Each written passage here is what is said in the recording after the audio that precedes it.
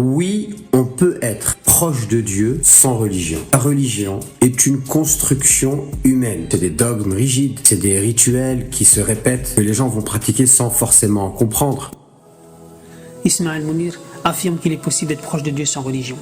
En tant que musulman, cette parole est extrêmement grave. Pour commencer, elle contredit clairement le Coran, car Allah subhanahu wa ta'ala nous dit « Inna ad-dina 'inda Allah al-Islam ». Certes, la religion acceptée auprès d'Allah, c'est l'islam. Et dans un autre verset, il nous dit فَمَنِ ابْتَغَى غَيْرَ الْإِسْلَامِ دِينًا فَلَنْ يُقْبَلَ مِنْهُ وَهُوَ فِي الْآخِرَةِ مِنَ الْخَاسِرِينَ. Et quiconque désire une religion autre que l'islam, elle ne sera pas acceptée de lui et il sera dans l'au-delà parmi les perdants. Ces versets clairs et explicites montrent que toute proximité avec Allah passe par l'islam, car c'est la seule religion acceptée par Allah. Il dit explicitement dans le deuxième verset que celui qui n'est pas musulman sera parmi les perdants dans l'au-delà.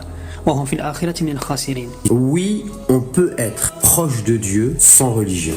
Déclarer qu'on peut être proche d'Allah sans religion est une opposition directe à ces versets et c'est ce qu'on appelle la mécréance. Ismaël Mounir utilise une technique claire de manipulation mentale. Il suit un schéma bien construit pour influencer son public. Il commence par une affirmation choquante pour les musulmans. Il dit « On peut être proche de Dieu sans religion ». La religion est une construction humaine. C'est des dogmes rigides, c'est des rituels qui se répètent, que les gens vont pratiquer sans forcément comprendre. Ensuite, il enchaîne avec une attaque explicite contre l'islam. La religion est une construction humaine. Et après, il dit la religion, ce sont des dogmes rigides, des rituels qui se répètent. Par cette phrase dure, il cherche à alourdir l'image de la religion dans l'esprit des auditeurs, notamment ceux qui sont fragiles émotionnellement et dans un état de baisse de foi. Puis, il adoucit son discours avec des justifications émotionnelles pour attirer les auditeurs, en se prétendant comme compréhensif, en disant que peut-être que les gens ne comprennent pas ces dogmes rigides et ces rituels qui se répètent.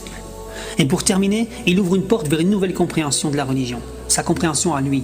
En réalité, il remet en cause les fondements même de l'islam. Cette technique vise à faire passer inconsciemment le message de rejet de la religion, en attaquant frontalement avec des mots durs, puis en terminant avec un ton compatissant, il sème le doute dans le cœur des faibles. Le début choque, mais c'est la fin du discours que retient l'auditeur. Il essaie de faire en sorte que l'auditeur se dise « C'est vrai, peut-être que je ne comprends pas bien la religion ». C'est là que le danger commence. Il ouvre une porte à son interprétation de la religion qui nie les principes même de l'islam. Il veut faire croire que son approche est plus profonde, plus compatissante, alors qu'en réalité, il propose une vision qui éloigne de l'islam authentique et mène à la mécréance. C'est une stratégie bien connue des manipulateurs. Discréditer ce qu'Allah a légiféré, mépriser les rituels et les lois divines et proposer une alternative floue, émotionnelle, mais totalement coupée de la révélation. Mes frères, mes sœurs, prenez garde à cette personne. Ne soyez pas charmés par son discours, car il ne représente rien de plus qu'un prédicateur aux portes de l'enfer.